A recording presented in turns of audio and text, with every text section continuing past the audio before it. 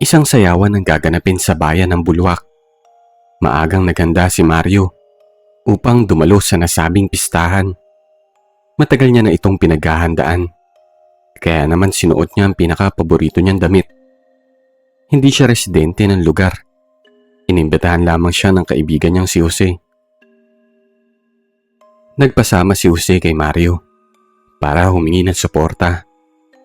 Nagbabaka sakali kasi ang kaibigan ni Mario na baka dito na nito makikilala ang kauna-unahan niyang magiging nobya. Hindi man lingid sa kaalaman ni Jose, ay ito rin ang lihim na inaasahan ni Mario sa gabing yun. Ayon kay Jose, 6:00 ng gabi magsisimula ang sayawan.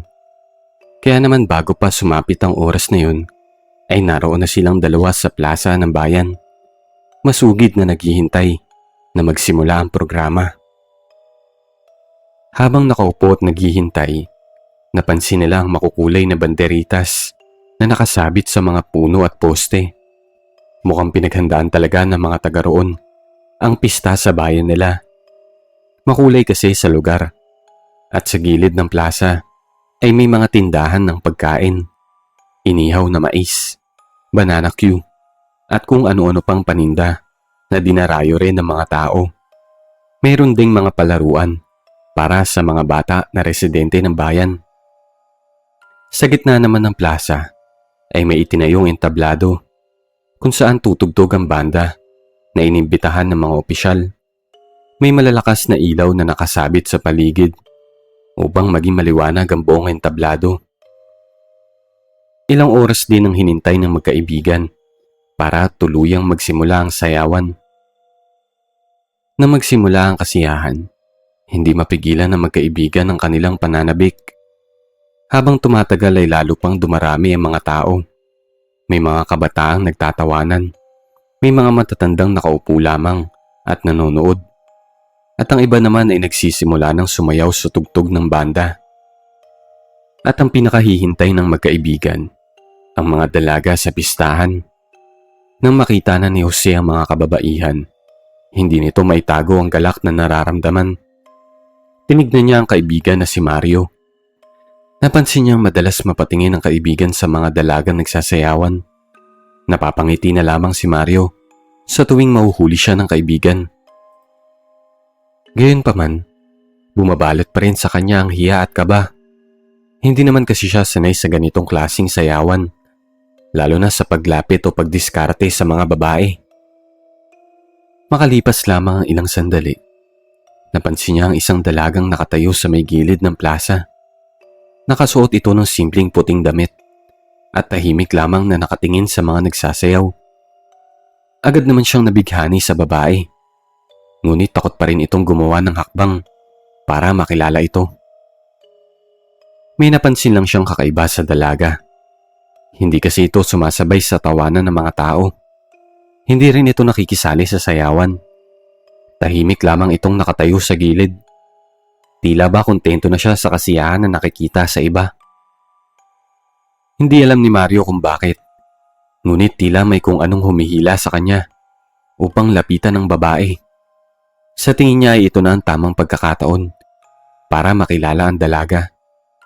Nag-ipon siya ng lakas na loob at dahan-dahang lumapit dito. Nang tuluyan siyang makalapit, ngumiti agad ng babae nang makita siya na parang alam na nito ang pakay ni Mario. Dumadagundong ang dibdib ni Mario dahil sa kaba. Tinanong niya kung gusto ng dalaga sumayaw kasama siya.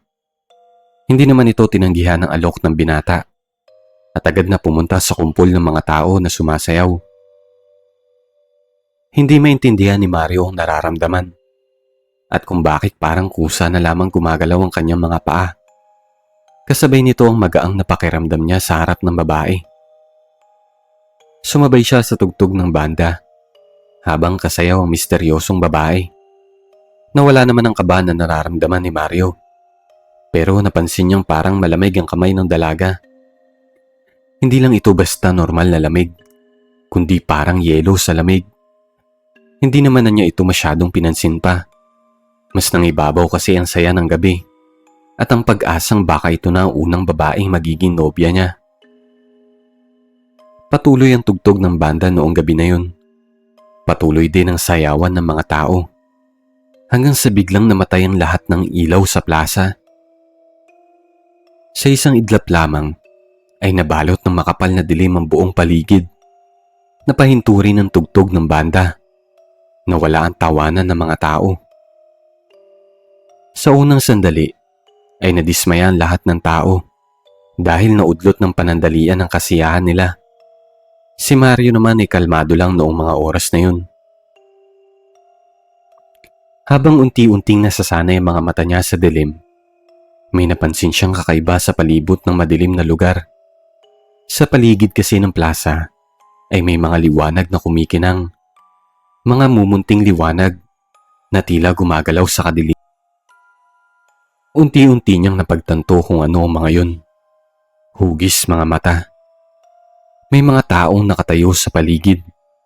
At sa dilim ay malinaw niyang nakikita na umiilaw ang kanilang mga mata. Dilaw na mapusyaw na parang mata ng mga hayop. Nanlamig ang buong katawan ni Mario. Dahan-dahan siyang lumingon sa babaeng nasa harapan niya. Paglingon niya, halos mawala na siya ng hininga sa nakita.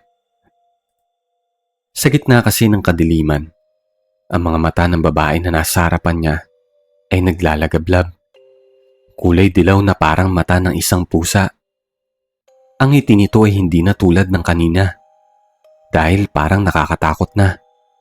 At sa paligid niya naman, nakita niya na unti-unting dumadami ang mga mata na nagliliwanag sa dilim. Lalo siyang kinabahan nang mapansin niyang dahan-dahang lumalapit ang mga ito sa kanya. Hanggang sa biglang bumalik ang mga ilaw sa buong plaza. Nagpugay ang mga tao. Pero si Mario ay nagulat dahil wala na sa harapan niya ang dalaga. Nakasayaw niya kanina. Sa sandaling yun, ay biglang kumabog ng malakas ang dibdib ni Mario.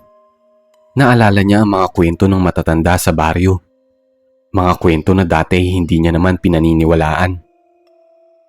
Ang sabi ng matatanda, kapag may pistahan raw sa ilang bayan, may mga nilalang na nakikisayaw at nakikipaghalubilo sa mga normal na tao. Mga nilalang na hindi na bibilang sa mundong ito o sa madaling salita ay mga engkanto. Dumadalo raw ito sa mga pistahan para makakuha ng biktima na maisasama nito sa kanilang mundo. Sa gabing yun, napatunayan ni Mario na totoo ang mga engkanto dahil siya mismo ang nakakita at nakasayaw niya pa ito sa pistahan ng bayan ng Bulwak. Umupo sa tabi si Mario. Panandalian siyang nagpahinga habang tulala sa kakaisip sa mga nangyari. Nilapitan siya ng kaibigan na si Jose. Tinawag siya nito at ipinakilala ang babae na nakilala nito sa sayawan. Pag-angat ng ulo ni Mario, binalot siya ng takot nang makita niya ang babae na kanina ay kasayaw niya. Ang babae na may mata na parang pusa, ang babaeng engkanto, ay kasama na ng kaibigan niya.